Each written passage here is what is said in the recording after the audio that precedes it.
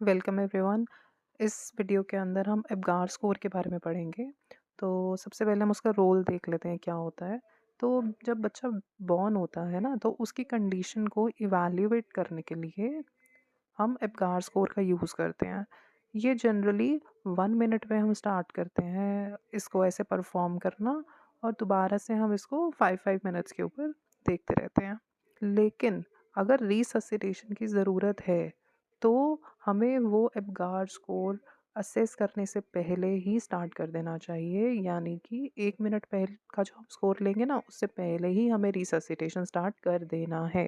इसीलिए जो Apgar score है वो बेसिकली रिससिटेशन के अंदर कोई यूज़ नहीं देता। बाद में उसका यूज़ आता है, हम असेस करने के लिए बाद में यूज़ करते हैं। लेकिन जैसे बेबी बॉर्न हुआ और हमने देखा कि उसको ब्रीदिंग करने में प्रॉब्लम आ रही है, तो तब हम एबगार स्कोर को छोड़ के पहले रिससिटेशन ही स्टार्ट करेंगे। फिर हम 1 मिनट पे ध्यान देंगे कि उसकी स्कोरिंग कैसी है, और स्कोरिंग कैसे क्या देखना है वो हम आगे बताएंगे। इसीलिए पहले हम लोग अपनी रिससिटेशन स्टार्ट करेंगे। उसके बाद में जब हम एबगार स्कोर से चेक करना स्टार्ट करेंगे ना, तो वो हमें बेसिकली हेल्प करेगा ये चेक करने में कि how well the baby is responding to resuscitation efforts. इसीलिए एबगार स्कोर उसके बाद में हमें हर 5 मिनट से लेकर के 20 मिनट तक उसको टेस्ट करते रहना है। अगर 5 मिनट के बाद में एबगार स्कोर जो है वो <7 रहता है, तो हम उसको बेसिकली मॉडरेटली डिप्रेस्ड मानते हैं। वो बहुत ज़्यादा कोई ऐसी कंडीशन नहीं होती कि मतलब ऐसे सीवियरली डिप्रेस वाली नहीं होती है वो। वैसे जो कंडीशन है वो 10 तक रहनी चाहिए। अब हम देखते हैं कि अगर 1 मिनट पे जो टेस्ट है उसकी स्कोरिंग काफ़ी लो आ रही है, तो बच्चे को मेडिकल अटेंशन की ज़रूरत है। अगर स्कोर जो है बाद में भी, जैसे कि 10 15 30 मिनट के बाद भी अगर 3 से कम जा रहा है, यानी कि 0 to 3 है, तो दैट मीन्स कि उसको न्यूरोलॉजिकल डैमेज हो चुका है। अब हम देखेंगे एबगार स्कोर। जो एबगार स्कोर है ना, ये एक निमोनिक है। इसके अंदर 5 वर्ड्स हैं: APG, A और R। तो A stands for activity, P stand for pulse या heart rate, G stand for grimace, A stand for appearance and R stands for respiration. अब इसकी स्कोरिंग हमें कैसे देनी है कि मान लीजिए जो बच्चे की एक्टिविटी है या उसकी मसल्स टोन नहीं हो रखी है, उस टाइम पे बिल्कुल एब्सेंट है, तो हम उसको 0 स्कोर देंगे। अगर थोड़ा सा फ्लेक्शन आ रहा है उसके आर्म्स और लेग्स में, तो हम उसको 1 देंगे।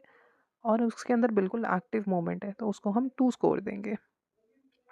इसके बाद में हम देखेंगे पल्स रेट या हार्ट रेट। अगर वो एब्सेंट है तो इट विल बी 0।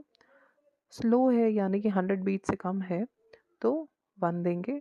और अगर नॉर्मल है, 100 बीट से ऊपर जा रही है, तो हम उसको 2 देंगे। नेक्स्ट हम देखेंगे ग्राइमेस। It's grimace, GRI। इसके अंदर हम उसकी रिफ्लेक्स इरिटेबिलिटी देखते हैं। इसमें क्या होता है कि जैसे आपने बच्चे को थोड़ा सा पिंच किया, तो वो अपने फेस पे एक गंदा सा एक्सप्रेशन लेकर के आएगा, जो जिससे ऐसा पता चलेगा कि हाँ वो इरिटेट हो रहा है। तो अगर वो वाला रिस्पॉन्स नहीं आता, एब्सेंट है, तो हम उसको 0 स्कोर देंगे। अगर थोड़ा सा रिस्पॉन्स दे रहा है तो 1 देंगे। और अगर अच्छा रिस्पॉन्स देता है, यानी कि जैसे वो स्नीज़ कर देगा या कफिंग करेगा, ठीक है, ऐसा कोई रिस्पॉन्स देता है किसी स्टिमुलेशन को लेकर के, तो हम उसको 2 स्कोर देंगे। नेक्स्ट हम चेक करेंगे उसकी अपीयरेंस या स्किन का कलर। स्किन का कलर अगर पेल है या ब्लू है, ठीक है, हमें ऐसा लग रहा है कि उस पर साइनोसिस हो रखी है, कोई डिस्कलरेशन आ रहा है, तो हम 0 स्कोर देंगे। अगर उसकी बॉडी का कलर पिंक है, लेकिन जो एक्सट्रीमिटीज़ हैं यानी कि उसकी लिम्स हैं, अगर वो ब्लू कलर की है, ठीक है, तो हम उसको 1 स्कोर देंगे। अगर वो कंप्लीट पिंक कलर का है, तो हम उसको 2 स्कोर देंगे। नेक्स्ट आती है रेस्पिरेशन। अगर उसका रेस्पिरेशन निल है, तो हम उसको 0 स्कोर देंगे। स्लो या इरेगुलर है या बिल्कुल बहुत वीक क्राई है, तो हम उसको 1 स्कोर देंगे। और बहुत अच्छे से क्राई कर रहा है वो, तो हम उसको 2 स्कोर देंगे। अब हम देखेंगे कि इसका बेसिकली यूज़ करना कैसे है। तो जो आपने 5 यहाँ पे साइन देखे, आपने उस पे जो 0 1 2 जो भी उसमें scoring the, at the end आपको उसे ऐड करना है। अगर वो 0 to 3 है, तो दैट मीन्स कि वो सीवियरली डिप्रेस्ड है। ओके, अगर स्कोरिंग 4 से 6 के बीच में आ रही है तो वो मॉडरेटली डिप्रेस्ड है। अगर स्कोरिंग 7 से 10 के बीच में आ रही है तो वो बहुत एक्सीलेंट कंडीशन मानी जाएगी। अब हम चेक करेंगे कि कॉम्प्लिकेशंस कौन कौन सी आती हैं। तो सबसे पहले तो इंट्रायूट्राइन एस्फिक्सिया हो जाता है, यानी कि गर्भ में ही बच्चे का श्वास का अवरोध हो जाता है। मेटाबॉलिक चेंजेस आते हैं उसके अंदर। बच्चा इमेच्योर हो सकता है। ऐसा भी हो सकता है कि उसने जो गर्भोदक है या मल है उसका ग्रहण कर लिया हो, उसको एस्पायर कर लिया हो। इंट्राक्रेनियल हैमरेज भी हो सकता है, मतलब किसी कारणवश अगर उसके सिर पे चोट लग गई है तो इंटरनल ब्लीडिंग हो सकती है उसको। ठीक है। न्यूमोथोरिक्स हो सकता है, यानी किसी वजह से जो लंग्स है ना वो कोलैप्स हो सकते हैं।